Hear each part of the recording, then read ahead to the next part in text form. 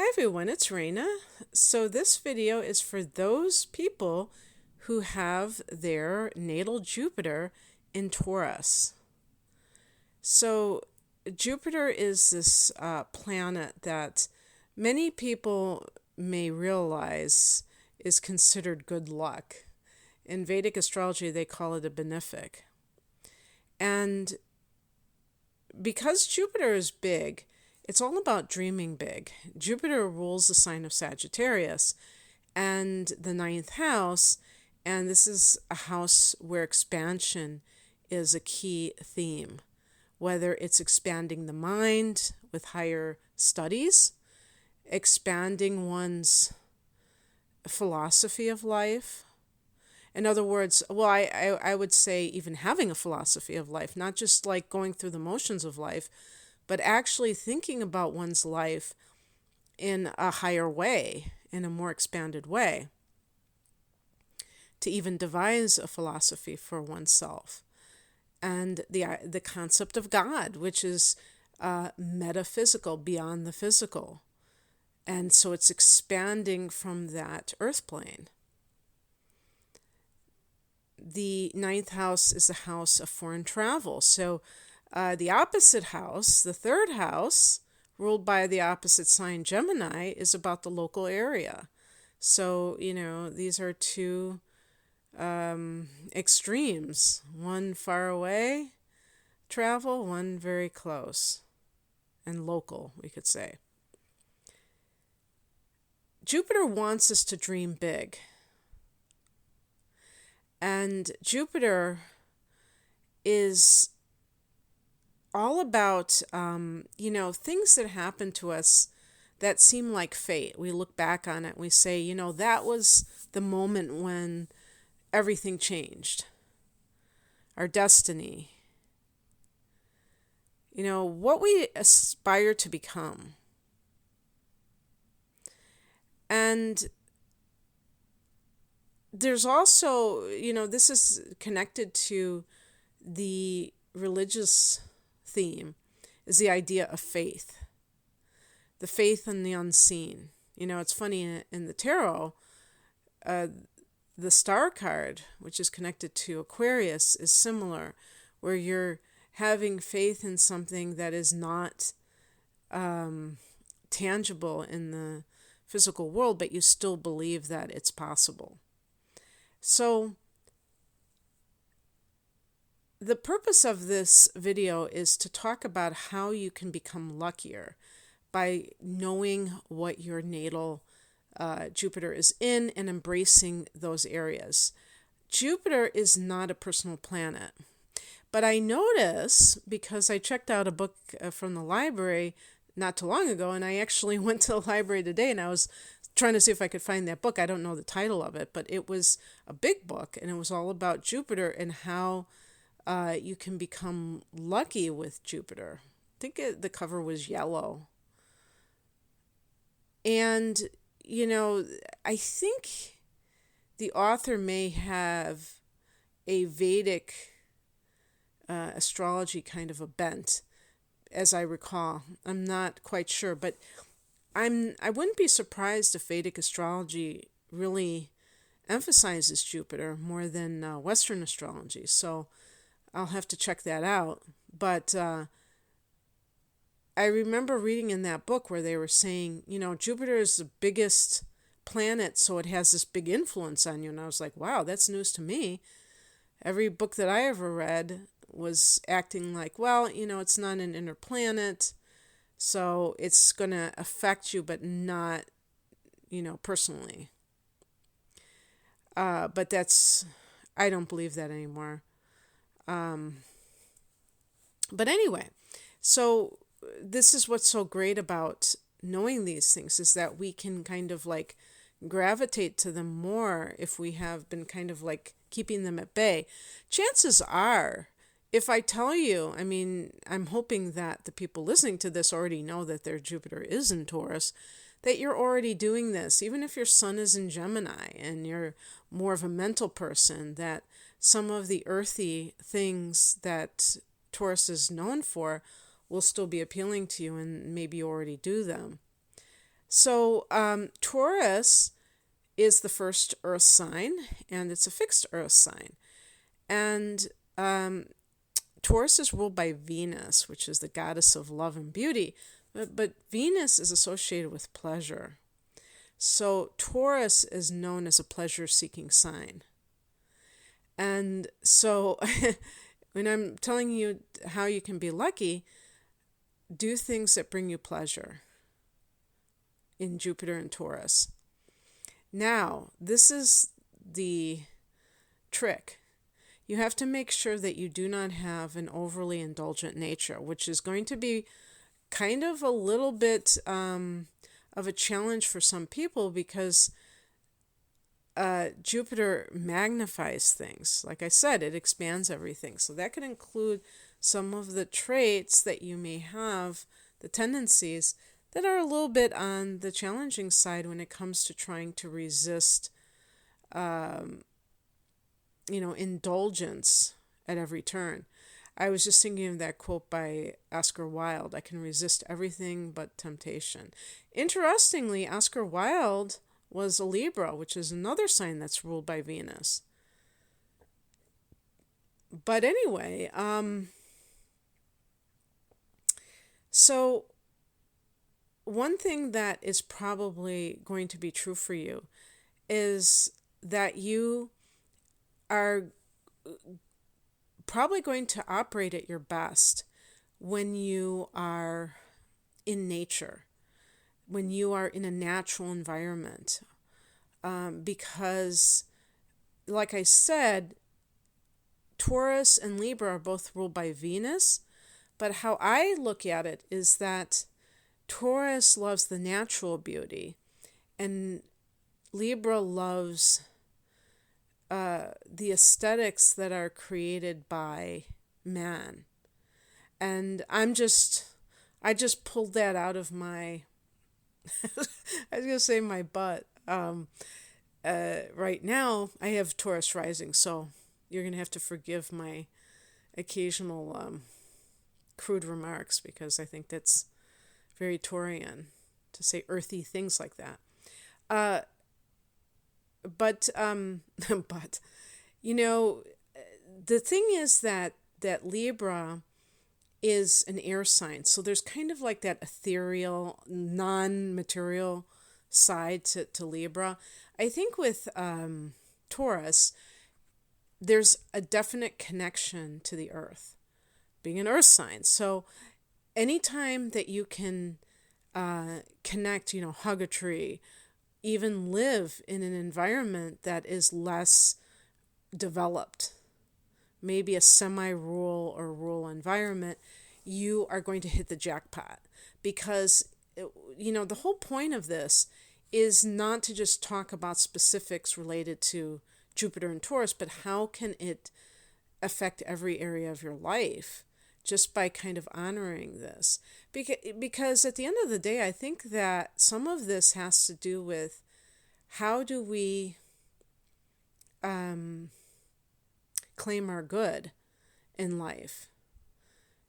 How do we celebrate abundance? And that means that we don't push things away in an attempt to tough it out, or, I have to be, I have to deprive myself because that's a spiritual thing to do, instead of realizing that we came here to experience this world. We didn't, I've really shifted my beliefs. I think about 10 years ago, I might have thought, the ultimate is to meditate in a cave for the rest of your life. But that doesn't make any sense to me anymore. Maybe some people, that was their path. But I think that we are here in the material world. So why would we try to constantly escape it if we were put here? But anyway, the other thing, too, is that, I just wanted to say, I was looking at another site, and they were talking about that the person might very well be an atheist. And I was like, oh, that's weird. But now I kind of get it, because if they're talking about the idea of Jupiter being kind of connected to faith and Taurus being the earth, you might put your faith in things that are of this world. And I mean literally. I mean, you might worship the material life in a certain way. And especially if you have also the sun in Jupiter, in Taurus, or perhaps Capricorn or something, where it's going to be like very important to prove that something is real. Some signs don't require that to believe in something. They don't have to have that physical proof. But earth signs, I left out Virgo. I could have said Virgo too.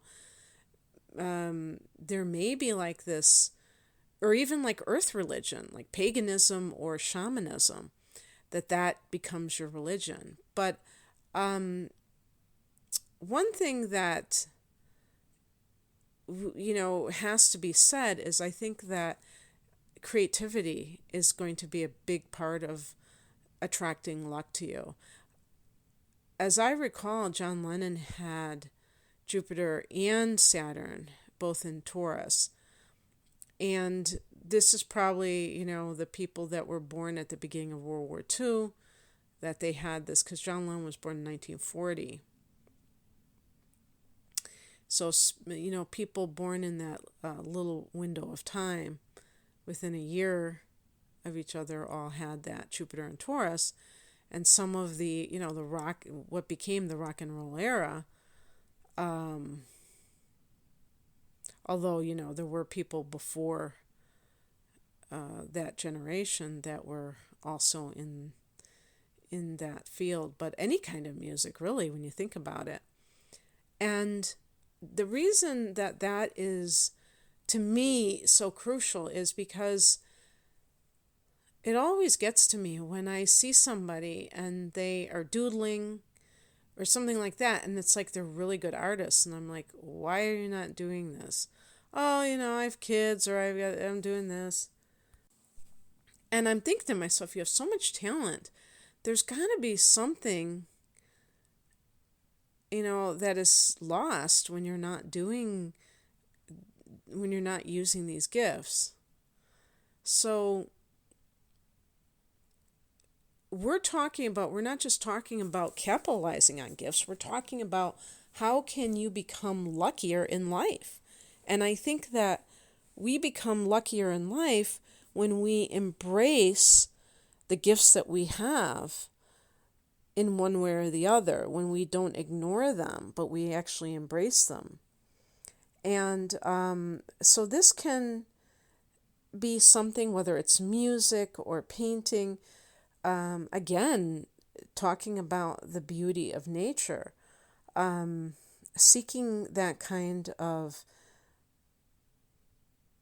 backdrop, where it's going to constantly inspire you every time you look at it. And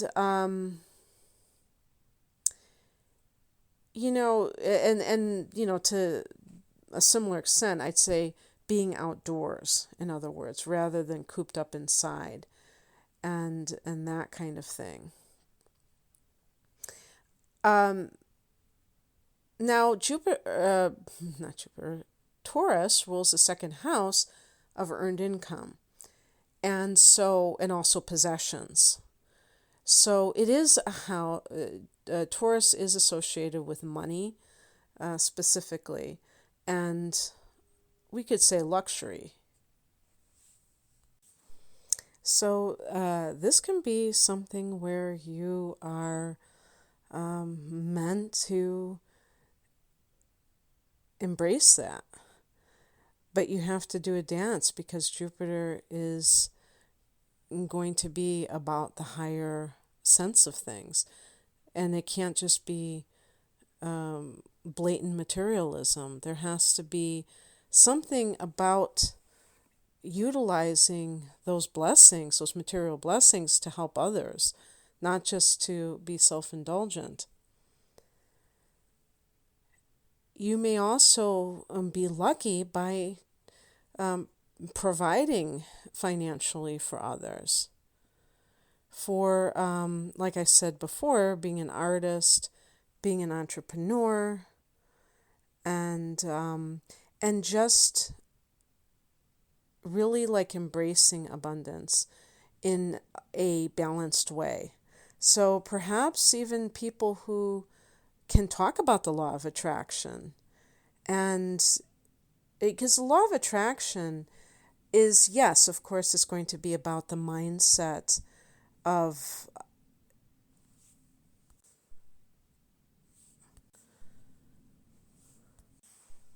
how we create our own reality and things of that nature. But part of that is the attitudes that we hold about, what we are deserving to receive. And sometimes there are so many toxic messages that are mixed up in the area of, money and possessions that is connected to spirituality, that it becomes very twisted. And this is a perfect example of that, because Jupiter would have those religious or spiritual connotations to it, and Taurus is the material. So that law of attraction does seem like Jupiter and Taurus to me. But the main thing that is connected to that is the idea that abundance is our birthright. And so somebody with Jupiter and Taurus isn't probably meant to live a life with a begging bowl.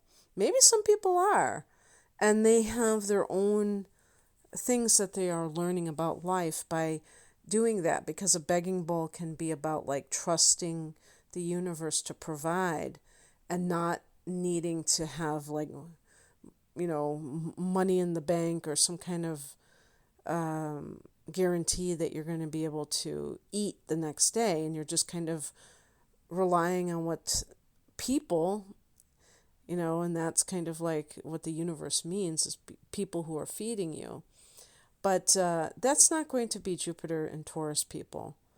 You're going to embrace the luxury in a way that is not over the top, because Jupiter does love to exaggerate and indulge, but to be able to, use your riches or your,